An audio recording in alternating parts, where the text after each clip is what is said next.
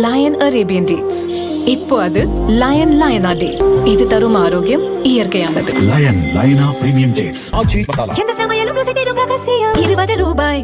Cooker விசில மறந்து உணவு வீணாகி போச்சா? இனி அந்த கவலையே வேண்டாம். வழங்குகிறோம் உலகின் முதல் விசில் கவுண்டர் குக்கர், புதிய அல்ட்ரா குரோனோ. அல்ட்ரா என்றால் ஆரோக்கியம்.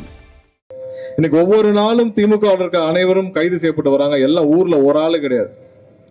கேட்டாரு சட்டசபையில, அதாவது பார்ட்டி ஃபண்டுன்னு என்னன்னு, பார்ட்டி ஃபண்டுனா எங்க வாங்கினீங்கன்னு அதுக்கான ஆதாரத்தோடு இன்னைக்கு வழக்கு பதிவு செய்யப்பட்டது. ஊர்ல ஒரு ஆள் இல்லை. கரூர் செந்தில் பாலாஜி எல்லாம் பேசின பேச்சுக்கு இன்னைக்கு ஊர்லயே கிடையாது, எங்க இருக்காருன்னு தெரியல. அதாவது எப்படின்னா, கண்டிஷன் பெயிலுக்கு காலையில கையெழுத்து போட வரணும் செந்தில் பாலாஜி. செந்தில் பாலாஜி கண்டிஷன் பெயிலுக்கு கையெழுத்து போட வரணும். கோர்ட்ல மதியம் பெயிலுக்கு ஆன்டிசிபேட்டரி பெயிலுக்கு போறாரு. அதுக்கு முன்னாடி ஆள் அப்ஸ்காண்ட். இது தேவையா? இவ்வளவு பயம் தேவையா? இதுக்கு மக்கள் காசை எதுக்கு கொள்ளையடிக்கணும்? இதுக்கு எதுக்கு பயந்து தெரு தெருவா ஓடணும்? இவ்வளவு ஒன்றும் இல்லை. டாஸ்மார்க்ல என்ன ஊழல் என்ன ஊழல்னு கேட்குறாங்கல்ல. இன்னைக்கு பதிவு செய்யப்பட்ட வழக்கில் ஒரே ஒரு விஷயத்தை மட்டும் சொல்றேன். 5400 பார் இருந்துச்சு.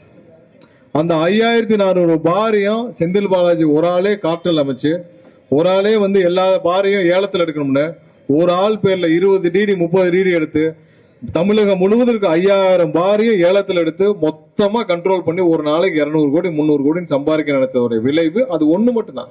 அது மாதிரி பாட்டில் வித்தது, ஒவ்வொரு நாளும் கலெக்ஷன் பண்ணது, 10 ரூபா கலெக்ஷன் பண்ணது, இது மாதிரி பல 1000 கோடி ஊழல் நடந்த இன்னைக்கு டாஸ்மார்க்ல பார்ட்டி ஃபண்ட் நடந்ததுல இன்னைக்கு முதல் கட்டமாக வழக்கு பதிவு செய்த விளைவு ஒரு ஆள் இல்லை, எல்லாம் எஸ்கேப். உதயநிதியுடைய நண்பர்கள் ரத்தீஷ் ஊர்லயே இல்லை, ஆளும் எஸ்கேப். ஏன்னா இவங்க எல்லாம் சேர்ந்துதான் மொத்தமாக தமிழகத்துல டாஸ்மார்க்ல கொள்ளையடித்தவர்கள் இந்த ஒரு துறை மட்டும். இன்னும் மற்ற துறை எல்லாத்திலும் இதே மாதிரி எடுத்துட்டு இருக்காங்க. சும்மா சொல்லல திரு பிடிஆர் அவர்கள் 30,000 கோடியை ஒரு குடும்பம் கொள்ளையடிச்சிருக்குன்னு ஆடியோ வந்துச்சு. சும்மா சொல்ல 30,000 கோடி உண்மைதான். ஒரே வருஷத்துல 30,000 கோடினா கிட்டத்தட்ட 5 வருஷத்துல 1 லட்சம் கோடி 2 லட்சம் கோடி கொள்ளையடிச்சவர்கள் நம்ம எப்படி சும்மா விட முடியும்? அதுவும் மக்கள் பணத்தை கொள்ளையடிச்சவர்கள்.